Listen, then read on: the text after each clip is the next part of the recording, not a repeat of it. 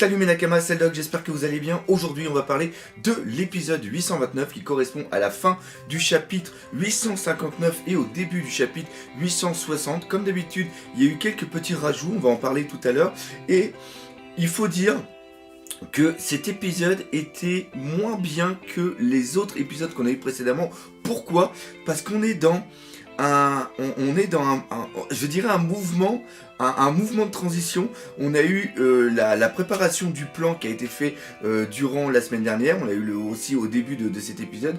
Et on commence à venir vers cette petite partie. Et d'ailleurs, l'explication de l'épisode prochain était absolument fou. Et on est entre deux zones en train de se dire qu'est-ce qui va se passer, quels vont être les trucs. Et ça, c'est totalement normal parce que cette baisse de hype, cette baisse d'intensité est logique dans le fait que les chapitres auxquels correspond cet épisode sont les chapitres qui ont commencé le tome 86. Et à chaque fois qu'on a un début de tome, eh bien, il y a l'histoire qui ralentit un petit peu pour remonter progressivement, pour arriver jusqu'à la fin d'un cliffhanger qui est justement en fin de tome. Donc c'est pour ça que les chapitres sont, que les épisodes sont un petit peu en dents dessus parce que ça ne fait que reprendre la narration qu'a mis en place Eiichiro Oda dans la création des tomes. Alors, il s'est quand même passé pas mal de trucs et on a eu pas mal d'informations. On va tout simplement commencer par la fin de l'explication un petit peu du plan pour tuer Big Mom et Luffy. Ça c'est complètement fou. Il a une idée pour mettre en scène son arrivée.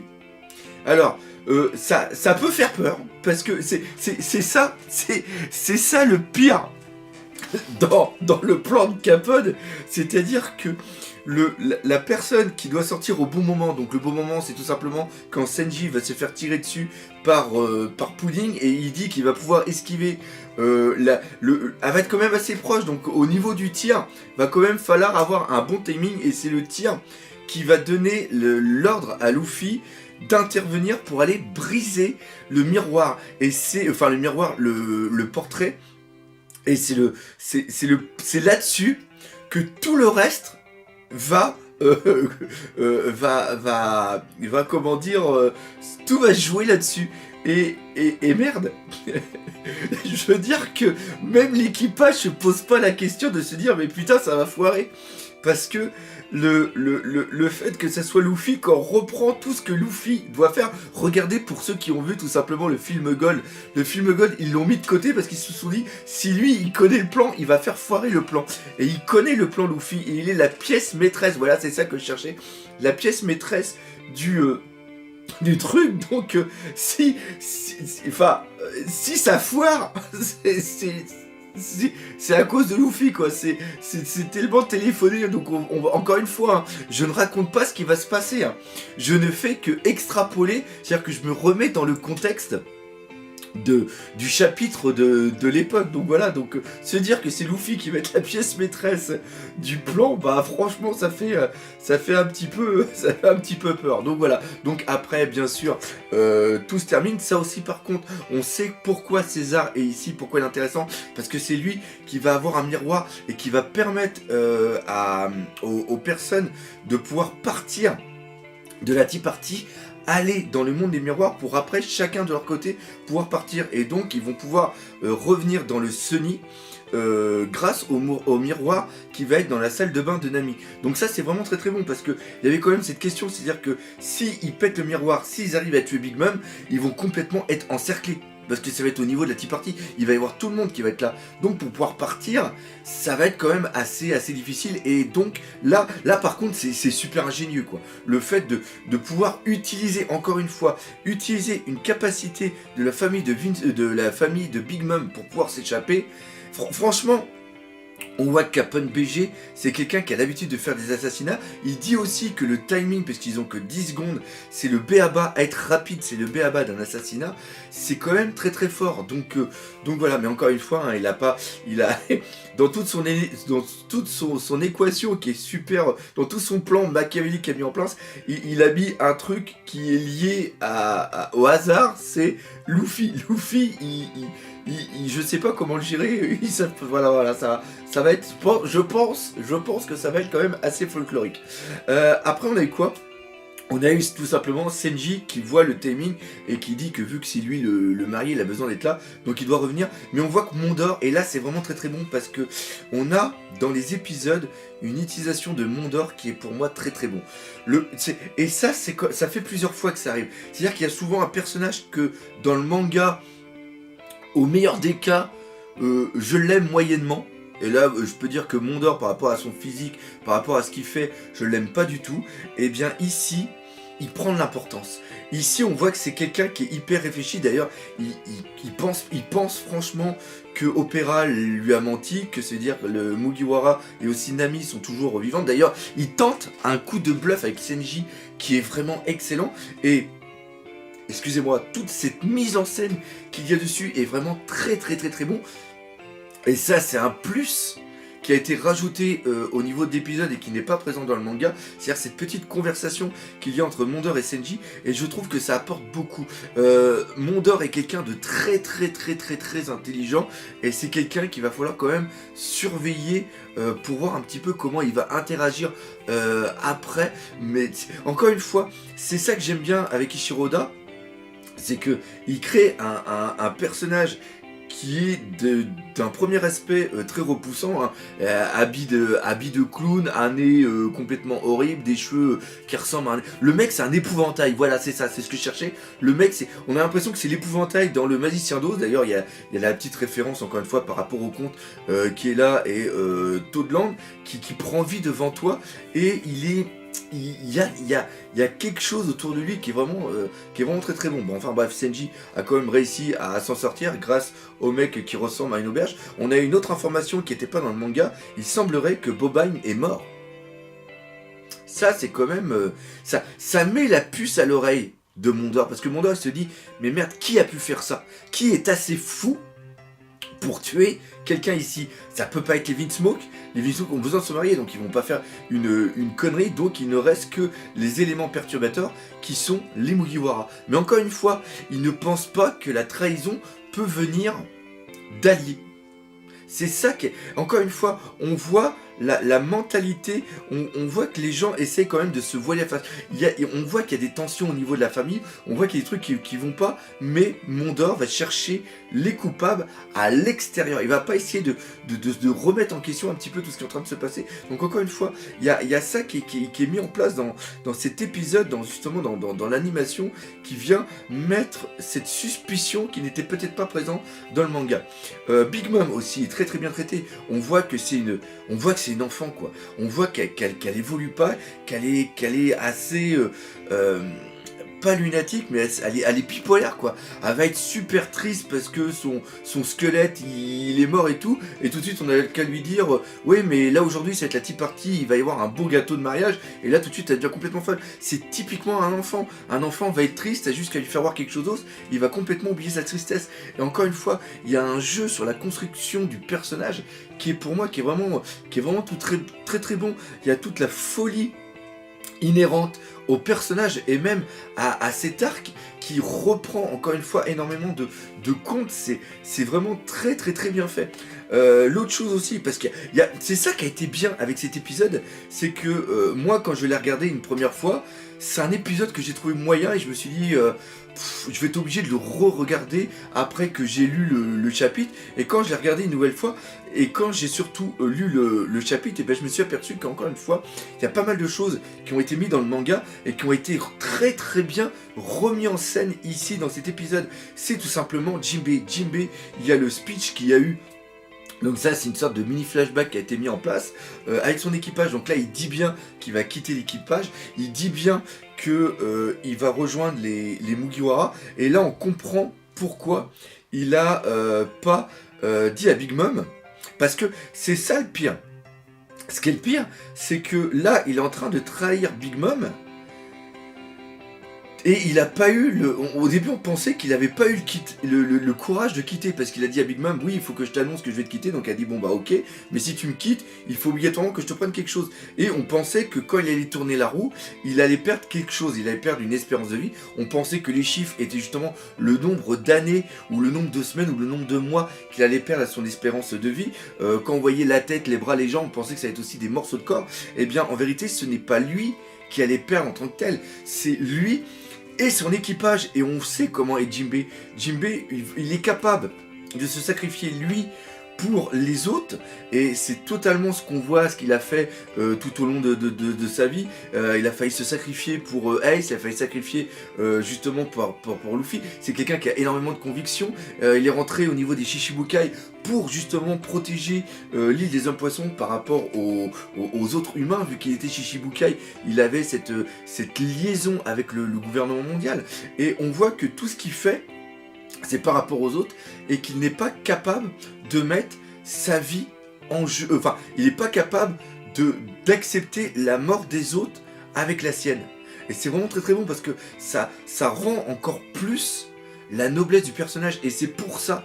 En vérité, ce qui est vraiment bien, c'est qu'à un moment, Ichiroda nous a fait voir que Jinbei, il a refusé parce qu'il avait peur de mourir, alors que ce n'est pas du tout le cas.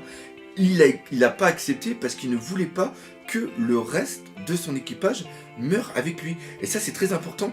Et on arrive toujours sur l'élément important, c'est-à-dire que si il fait partie de l'équipage des Mugiwara, obligatoirement, il est obligé de trahir Big Mom. Et si il trahit Big Mom et qu'ils n'arrivent pas à avoir Big Mom va les détruire, l'île des hommes poissons. Parce que c'est une pure trahison. Et c'est d'ailleurs pour ça que Aladdin, qui va sûrement devenir le nouveau capitaine des hommes poissons, et je sais pas si vous avez remarqué, mais le bateau qu'ils ont, c'est le bateau qu'il y avait quand ils étaient avec Tiger Fisher. Ça, encore une fois, c'est des petites choses qui sont assez sympas. Et ce qui se passe, c'est que ils vont, le reste de son équipage donc va quitter carrément la Tea Party, le Toadland, pour aller au niveau de l'île des hommes poissons, pour peut-être commencer à mettre en place une sorte d'armée de protection pour protéger l'île des hommes poissons. Parce que Big Mom, c'est sûr qu'une fois le mariage terminé, elle va aller latter la bouche, elle va se venger de Jinbei. Surtout si le mariage foire. Si le mariage foire et que Jinbei apparaît comme élément perturbateur allié des Mugiwara qui ont totalement foutu la merde, là ça va vraiment chier pour l'île des hommes poissons. Donc, et en plus, il y a toujours ce Tametebako. Parce que le Tametebako fait partie de ces cadeaux qui ont été mis et qu'elle voudra ouvrir. Au moment de justement, elle avait annoncé bien plus tôt qu'elle voulait justement... parce qu'elle a peur, rappelez-vous, là on revient vraiment en arrière, quand ils sont dans la pièce au trésor où il y a aussi l'euro de poneglyph et les autres poneglyphes, il y a aussi tous les cadeaux, et Big Mom pense que les Mugiwara sont là aussi pour piquer le Tametebako. Et quand on sait ce qu'il y a dans le Tametebako, c'est-à-dire un gros explosif, ça peut... C'est hyper dangereux. On voit en plus que c'est ça qui est bien avec One Piece, c'est que chaque arc sont vraiment liés entre eux. C'est-à-dire que tout ce qui s'est passé vers la fin de l'île des hommes poissons, eh bien c'est peut-être ici, dans cet arc, que ça va être mis en place. Et donc peut-être qu'on reviendra après sur l'île des hommes poissons. En un sens, tout est lié.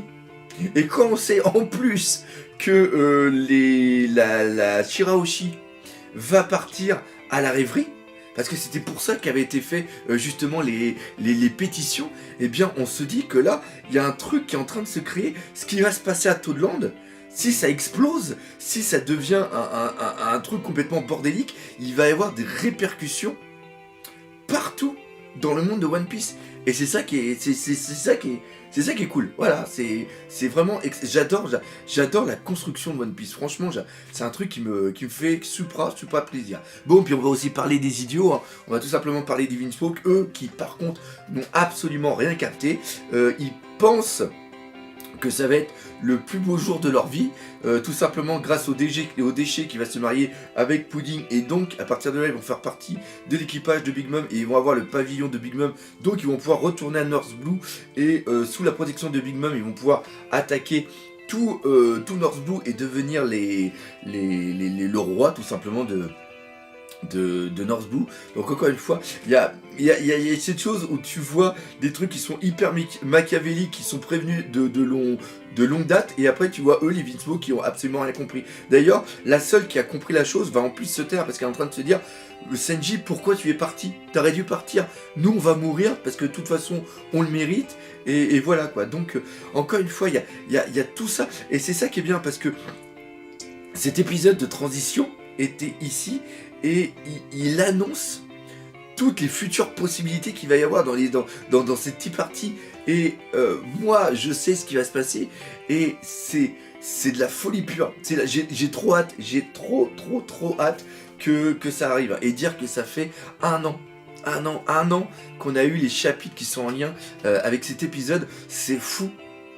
Franchement, c'est fou comme le temps passe, hein, parce que ce qui se passe, c'est qu'au moment où il y avait tout ça, bah, c'était aussi le moment où je commençais à faire mes petites conventions un petit peu partout les dernières, donc voilà, il y a aussi ce petit flashback, cette petite nostalgie de l'année dernière, donc voilà, bref, un épisode qui, avec du recul, était quand même assez bon, surtout que l'animation était encore très bon. Je sais pas ce que vous avez pensé de cette fin d'épisode avec justement le système de l'horloge, le système de compte à rebours, où on voit justement les différents protagonistes et on voit aussi l'horloge qui tourne. Il y a Pudding aussi, que j'ai oublié de parler. Tu vois que c'est quand même une vraie garce, hein. C'est une vraie garce, parce que ça la dérange pas de tuer Senji, hein, elle va le tuer tout simplement. Ce qui lui dérange et tout, c'est que la cervelle de Senji qui va éclater va tacher sa robe, et donc elle va devoir montrer aux yeux des autres que c'est une garce, qu'elle va tuer quelqu'un, que sa robe va être tachée, et donc elle va être obligée d'effacer la mémoire de tout le monde. Là on voit qu'elle a un pouvoir qui est quand même hyper important, et surtout qui est hyper comment expliquer, puissant, parce que si elle arrive à effacer la mémoire de plusieurs personnes en même temps, c'est qu'elle doit avoir un niveau de maîtrise qui est quand même assez grave. Et encore une fois, on est sur le paraître, parce que elle se fait paraître comme une gentille fille, même peut-être face aux yeux de sa famille, et en vérité c'est une véritable garce. Franchement, Pudding aussi, je crie beaucoup sur le traitement des personnages féminins que met en place Ishiroda, mais je trouve qu'au niveau de Pudding, il a quand même bien réussi son coup. Donc voilà globalement ce qu'il y avait à dire pour cette critique analyse d'épisode. J'espère que vous prenez autant de plaisir que moi à regarder non pas la critique mais les épisodes en tant que tels, surtout que maintenant DBS c'est terminé. Et on va faire une petite parenthèse ici au niveau de DBS. J'ai pas fait de réaction live du dernier épisode, le 131. Je l'ai regardé, et même si j'ai pas spécialement apprécié Dragon Ball Super, ça me fait quand même quelque chose de plus le regarder. C'est-à-dire que la fin, c'est Dragon Ball Super. C'est un peu comme One Piece, c'est-à-dire que c'est-à-dire que Vegeta, Goku, Freezer, Krillin, enfin bref, tout le monde, Piccolo, Sangohan, etc. C'est devenu comme des amis. On aime bien les voir, on aime bien voir cette petite routine avec eux. Et quand, c'est-à-dire que pourquoi j'en parle ici, c'est-à-dire que ça me fait tout simplement penser que si Dragon Ball Super, que j'ai apprécié moyennement, j'ai eu une petite tristesse à la fin de l'épisode et à la fin de cette série, même si elle reviendra plus tard, eh bien je me dis comment je vais être à la fin de One Piece. C'est surtout ça qui m'a fait réfléchir.